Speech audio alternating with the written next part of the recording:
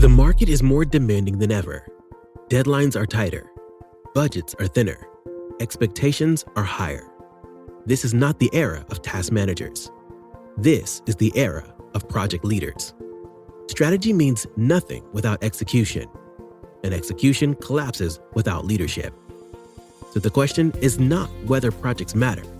The question is whether you're equipped to lead them. Welcome to Project Management Masterclass, where we sharpen the mindset, frameworks, and discipline required to turn strategy into measurable results.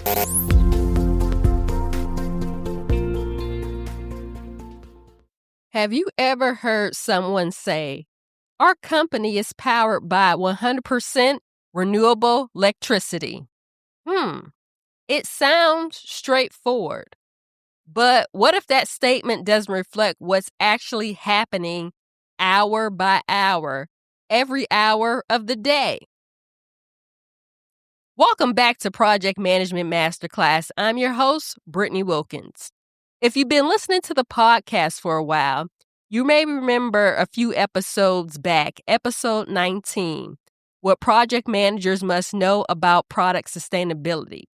It's where I talked about sustainability and the role project managers play in helping organizations hit their environmental goals. Today, what I want to do is build on that a little bit because something specific is shifting.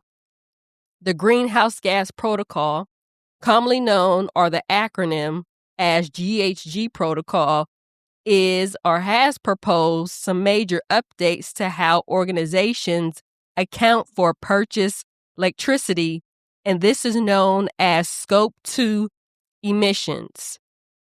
You may be listening to this right now saying, today this podcast is not for me, as I'm not a sustainability professional or my company doesn't have an ESG department, or, yeah, we're aware of sustainability, but we throw that metric over to the other side of another function to figure it out.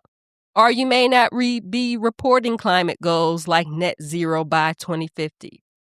But I encourage you to stay with me today and listen to this episode. And here's why. This isn't just another sustainability trend report or a story. It is about project management and, more importantly, about execution.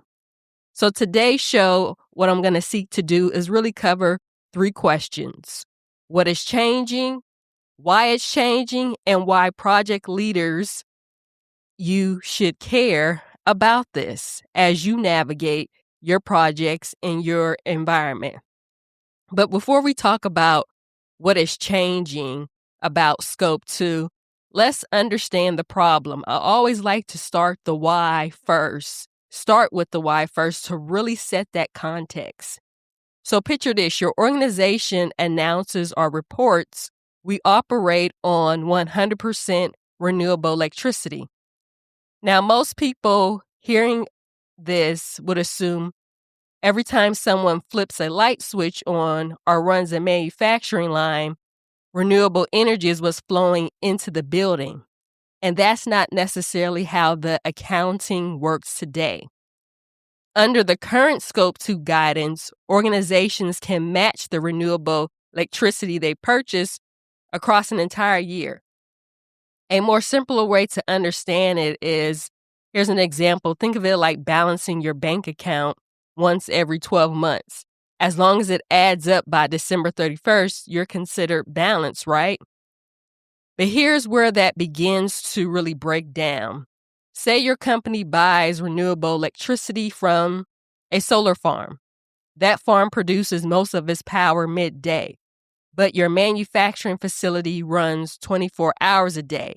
At 2 a.m, the sun isn't necessarily out and shining, and your facility is drawing from a local grid, which that could be anywhere from natural gas, coal, nuclear, hydro, wind, solar, whatever is on at that hour powering your facility.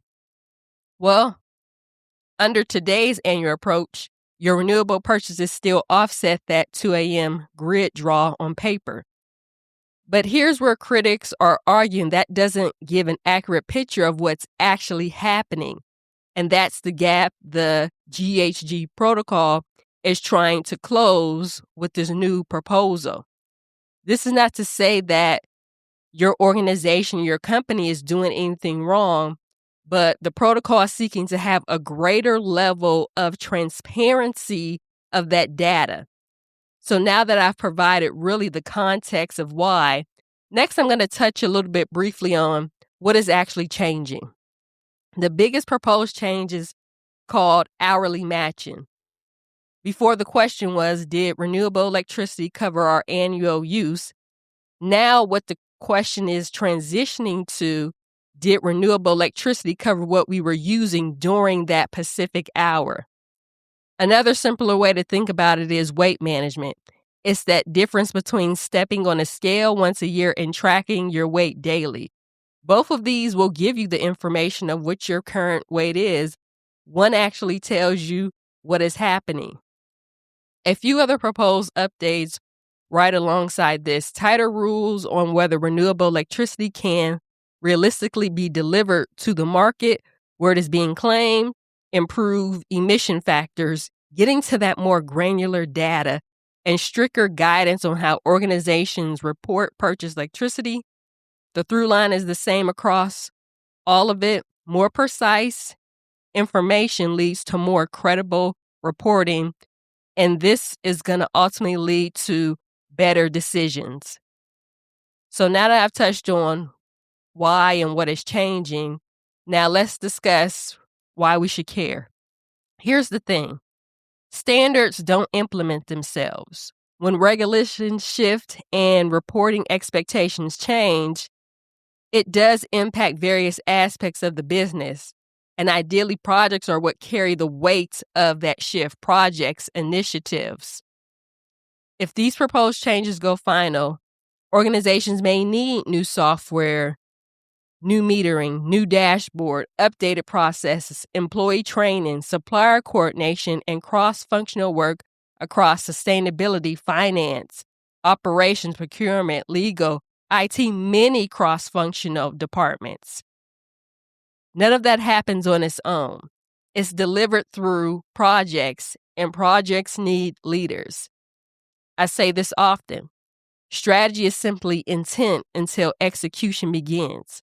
An organization can set the most ambitious sustainability goal in the room. It stays on a slide in a deck until a project team can make that real.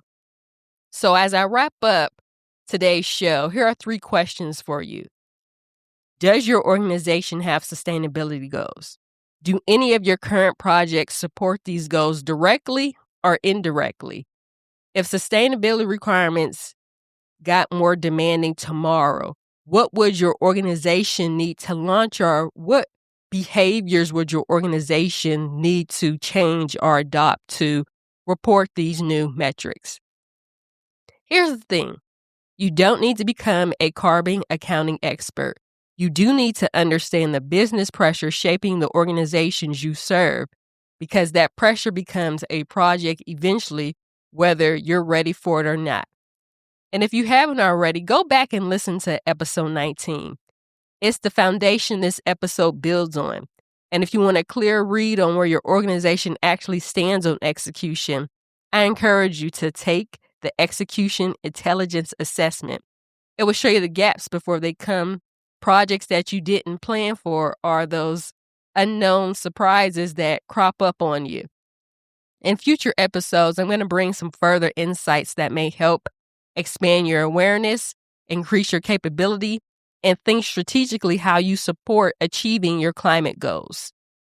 Here's a final note before I close out the show. Projects don't just deliver products. They help organizations adapt to change. And the leaders who understand the business behind the work are the ones creating the impact that lasts. Until next episode, remember, the promise does not come without the process. Execution separates professionals from leaders. Stay disciplined, stay intentional, stay sharp. This is Project Management Masterclass.